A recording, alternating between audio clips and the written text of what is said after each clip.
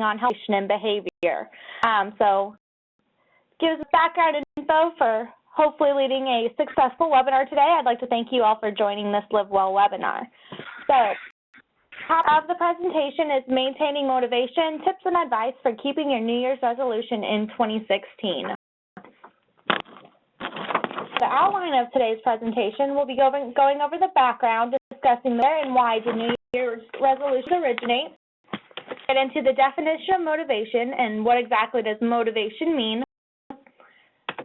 then talk about the trans-theoretical model in order to learn how we progress through the stages of change, and finally we will discuss common tips for achieving our goals, and we'll leave the floor open for questions at the very end. So, a little bit about the background of New Year's resolutions.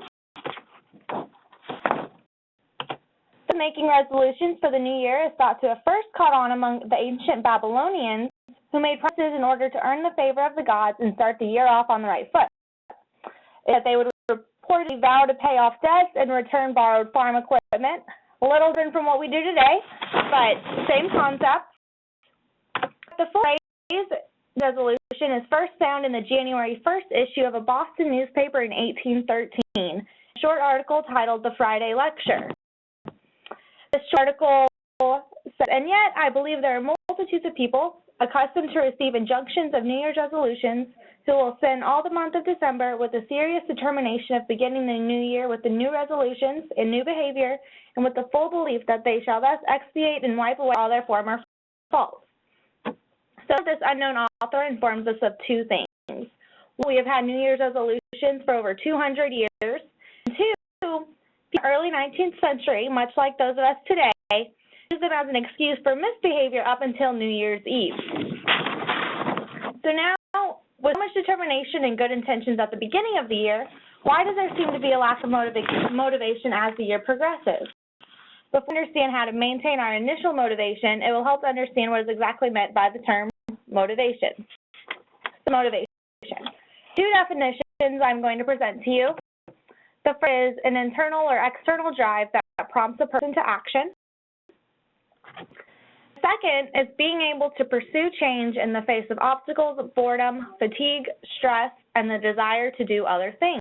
The reality is that change is difficult because, in all likelihood, you've been the way you currently are for a very long time, and your habits are deeply ingrained.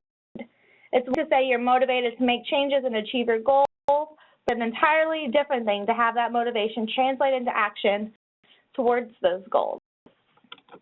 So, with the trans-theoretical model, we're better able to understand how to get our intentions to translate into action. The most ideal type of motivation is internal positive because the motivation is coming from a place of strength and security. Research on the methods people use as they progress through the stages of change gives us the trans-theoretical model of change. There are stages: the pre-contemplation, contemplation, preparation, action, and maintenance. And a stage that's not shown is relapse. And this stage of relapse can occur at any point in the process. So, in the contemplation stage, people have no particular interest in changing their behaviors in the foreseeable future. In the contemplation stage, people are aware that change may be beneficial and they are considering it. In the preparation stage, they plan to take action in the near future, typically next month or so. In the action stage, have made modifications to their behavior within the past 6 months, and those who are in the maintenance stage are actively continuing their behavior modification and work to prevent relapse. In regards to New Year's resolutions, the typical person would fall into either the action or preparation stage, depending on how far along they are on their resolution to change. To be in the action stage, you must be engaged in a substantial behavior change that is sufficient enough to reduce the risk of disease or promote health. For smoking, only complete cessation would qualify as action. Cutting down on smoking would be considered preparation.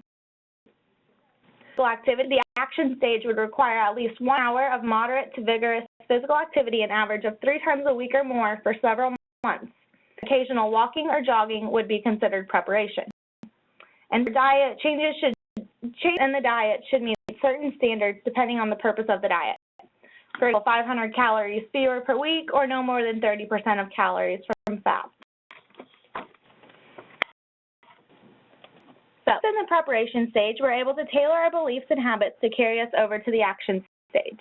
There are 4 processes I'm going to talk about. The first is self-liberation, with establishing the belief that one can change and make commitments to change.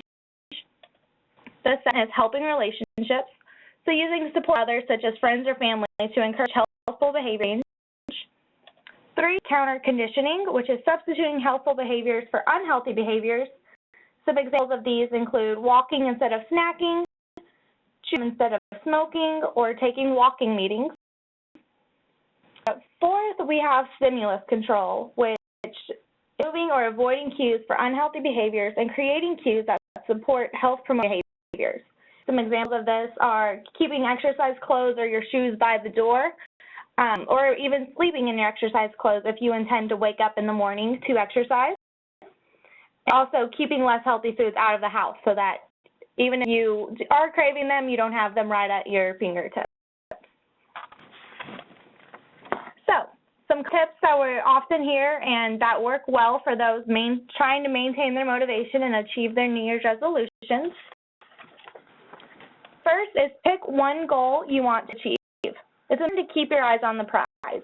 Oftentimes, choosing too many goals can fog our vision of how we're going to get to each goal. And once you have your goal, you want to take small steps each day. Long-term outcomes are achieved through short-term impacts. If your goal is to lose weight, how are you going to get there? Start using 1 or 2 small behaviors you can achieve within the next week or so, such as 10 minutes on your lunch break, packing a healthy lunch, or drinking more water, and go from there. Always remember to congratulate yourself.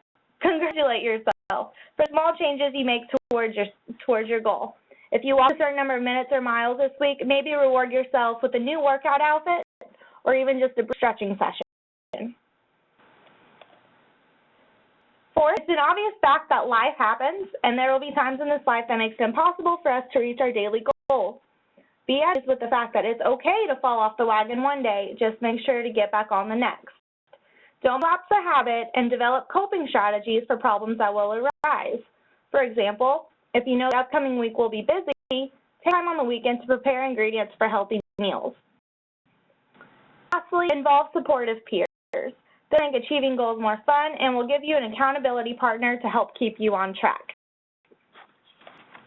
So, I learned a little something to help you achieve the goals that you have for this year, and I'd now like to open up the floor to any questions that you may have.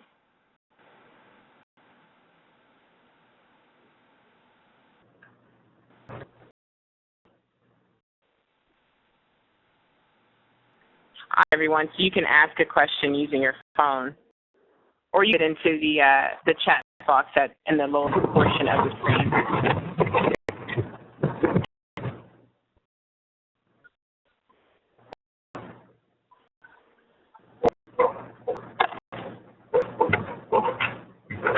I do have a question, Lauren. So what are some strategies to help avoid relapse? Because I know around 6 weeks or so, you can consistently do something, but beyond that point, will help you from backsliding into poor behavior. So I think that goes back to remembering how far you've come.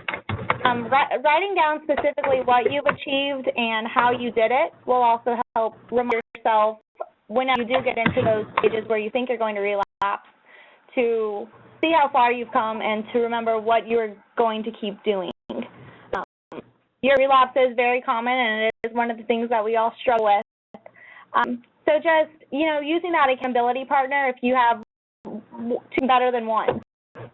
Using that other person to also help keep rated and keep you eating healthy or exercising or drinking water, whatever it is. Awesome. Thank you for that. You're welcome. Thank you for the question. Are there other questions?